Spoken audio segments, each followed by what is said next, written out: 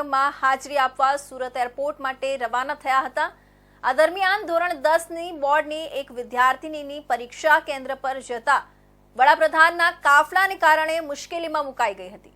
આ ઘટના પોલીસના ધ્યાને આવતા પીએમના કાફલાની પાછળ જ ગાડીમાં બેસાડી વિદ્યાર્થિનીને પરીક્ષા કેન્દ્રે પહોંચાડી હતી।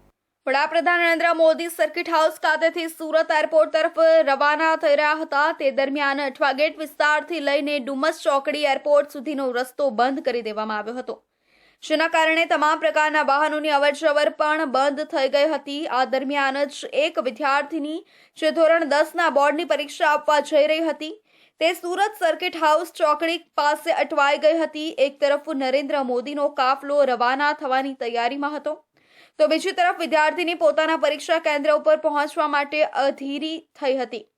પ્રોટોકોલ પ્રમાણે જ્યાં સુધી પીએમનો કાફલો અહીંથી પસાર ન થાય ત્યાં સુધી કોઈ પણ વાહનને ન જવા દેવા માટેની સૂચના આપી દેવામાં આવી હતી, જેને કારણે વિદ્યાર્થીની રડતી ઊભી રહી હતી। જ્યારે પોલીસની નજર તેના પર પડી હતી અને તુરંત જ તેનો સંપર્ક કરી લેવામાં આવ્યો હતો।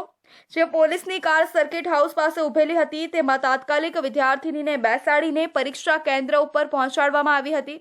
વિદ્યાર્થિનીના આંખમાં આંસુ આવી ગયા હતા, રડતા રડતા ઊભી હતી। તે દરમિયાન પોલીસે તેમને પીએમના કાફલાની પાછળ 1 મિનિટ પણ બગાડ્યા વગર વિદ્યાર્થિનીને પરીક્ષા કેન્દ્ર ઉપર પહોંચાડવા માટે ગાડી રવાના કરી દીધી હતી। કાફલા પાસે ઊભેલા તમામ વાહન ચાલકો પણ આ નજારો જોતા હતા।